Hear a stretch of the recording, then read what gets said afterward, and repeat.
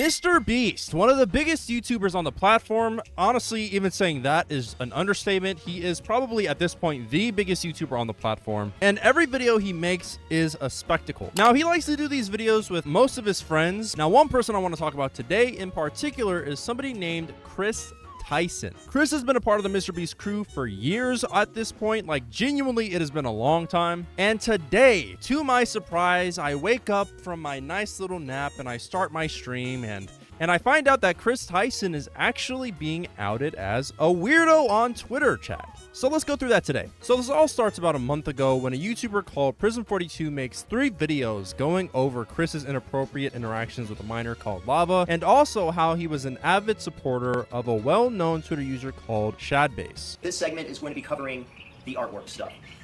All this degenerate, disgusting stuff involving the depiction of children, which I know Shadman puts like he doesn't depict. That's complete from Shad. Shadman does depict children. And so what I want to say is the history of Shadman, also known as Shaddai Pergine. That is his real name, by the way. Let's just get that out there. Shadbase's name is Shaddai Pergine.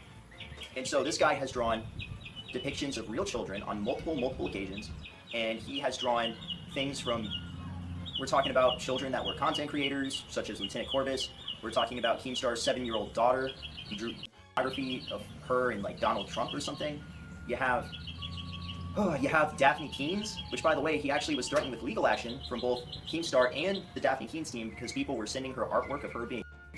So you can see that there's a lot of twisted things that came from this man, and you have multiple occasions where Kris Tyson is engaging with this person. Now, for those of you who don't know, Shadbase is well known probably for the worst reason of all time, because he makes con art on Twitter. There are multiple examples online of him interacting with Shadbase, supporting him, and even like visiting his website on stream. But basically, they have just been a supporter of this pretty disgusting person for a while now. They have even bought an art piece from Shadbase and bragged about how it is basically just a centerpiece in their room. Now, I just want to let you guys know and literally just drive it into you guys just how messed up this Shadbase person is. He has made con artwork of Keemstar's 7-year-old daughter at the time, while also making photography of his own mother. Shadbase is not a good person at all. So in one of the 3 videos that Prism42 has made about Kris, he basically goes over how he's had inappropriate interactions and a friendship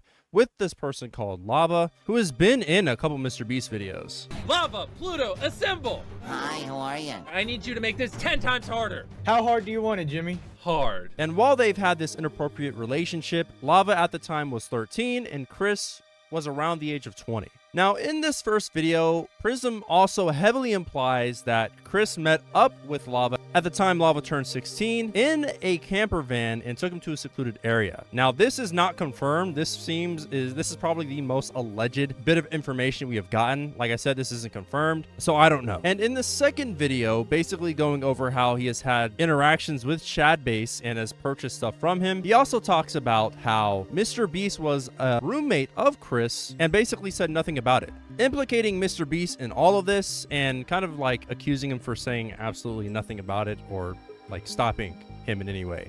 Not only should you have known who this guy was by then, but you also purchased a poster which he had tagged on his website as part of his file art collection.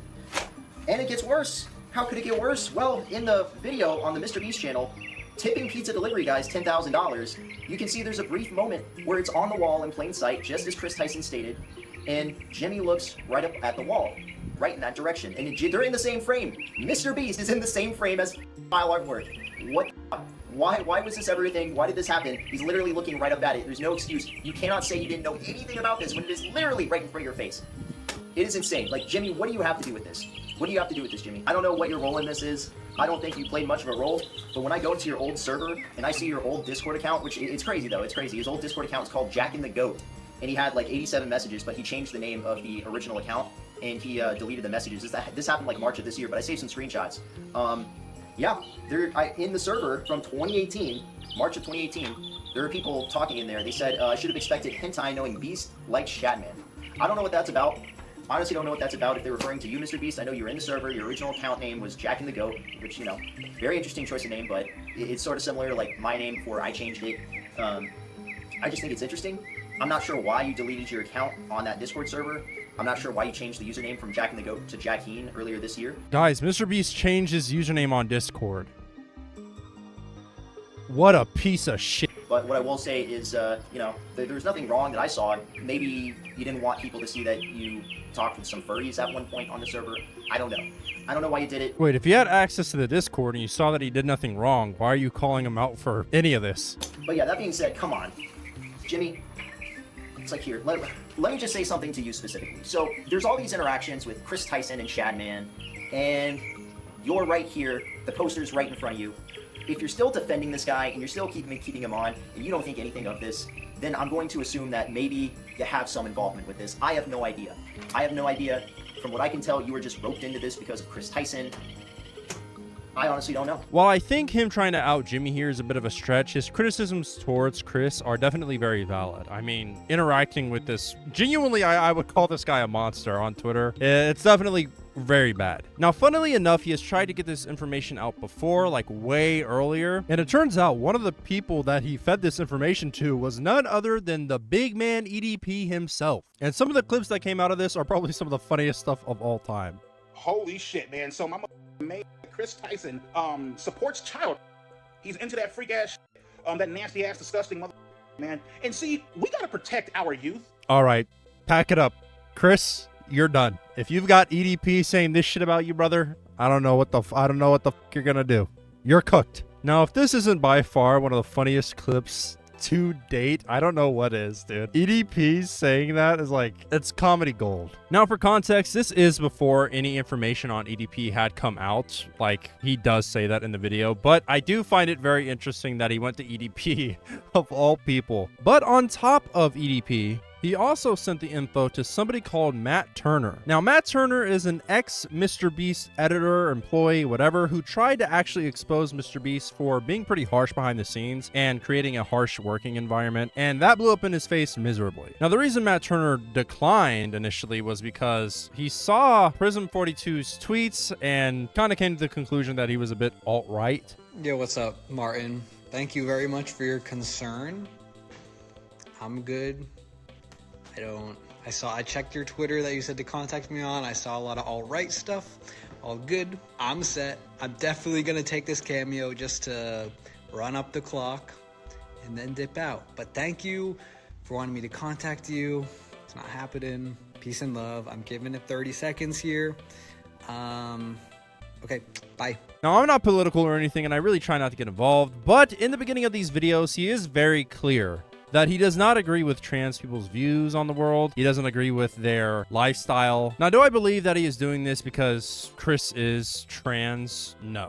But I do think for sure a lot of people will see this, and it's going to do nothing but validate their mindset on trans people, and it has muddied the waters, admittedly. Now, he also sent it to Kris's ex-wife. She didn't give him a reply, so I don't really see a point in talking about it, but I guess it is important to note. Now, with all of this information coming out, obviously it spread like wildfire throughout the internet, which is very strange to me because a lot of this stuff was public. Like, people could see this stuff happening in real time while it happened.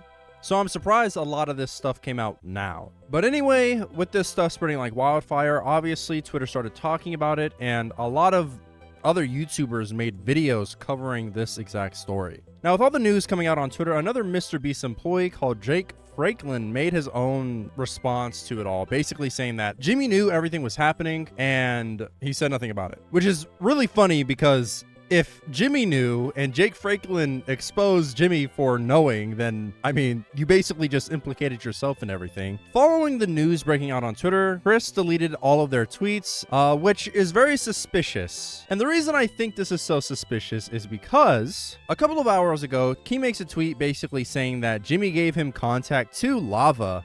And in Lava's response to Keem, he basically says that, yeah, nothing was really going on. I wasn't victimized in any way, and I don't like the fact that all of these other YouTubers are trying to victimize me. Which brings me back to Kris. If that were the case, why is it that Kris deleted every single one of her tweets if nothing was going on? I am one who wants to believe victims in this sort of situation, but when it comes to grooming, it is very, very, very weird. Especially in a situation like this, where we're being told one thing by the victim themselves, but also the person that is being accused of grooming a minor is very, very suspicious. Especially when there is so much hard evidence towards Kris with how they have interacted publicly on Twitter and basically with how they've interacted with Shad. Lava also explains that he never actually met Kris Tyson by himself. He always had family present with him, and he met the MrBeast crew as a whole. It wasn't just Kris, which I think checks out because in the pictures, it's not just him and Kris. It's actually him, Kris, and a couple other people from the MrBeast crew. So I think that checks out. And he also says that most of the messages seen from those videos were taken from a public server that everybody else was in. He was never in a position where Kris was able to prey on him, allegedly. Now, with that said, all of this information coming out, along with Kris deleting all of her tweets, it has just made the whole situation very unclear. So for now, we don't have anything super conclusive other than what Lava is telling us. I do want to say that it is pretty important that you guys side with Lava here. I think the one thing that we can harp on Kris for doing, though, is interacting and being friends with somebody as crazy and insane as Shad. We do have Discord messages from the public server that they were in and moderated together, but like I said, I do want more context to a lot of that stuff before I come up with a full conclusion to everything. I'm not defending any of the actions or interactions that Kris had with Shad. I think it's personally gross. I don't think you should be interacting with anybody who's made con, especially if it's of real life people. Like, that's just so gross. So calling Kris out on that is definitely fair. So with that said, I'll let you guys know if anything else happens with this Kris situation, but as of right now, I think things are a little bit too muddied to say. And I also think that this whole situation has put MrBeast in a pretty damn tough spot in his career. I imagine that Kris probably isn't going to be working with him anymore, but we will see. Anyway, with that all said, let me know what you guys think down in the comments below. I don't want to see any like homophobic stuff in there at all. I don't agree with any of that stuff. So yep, with that said, I hope you guys have a great day. Strive to be better people every single day, and I will see you all in the next one.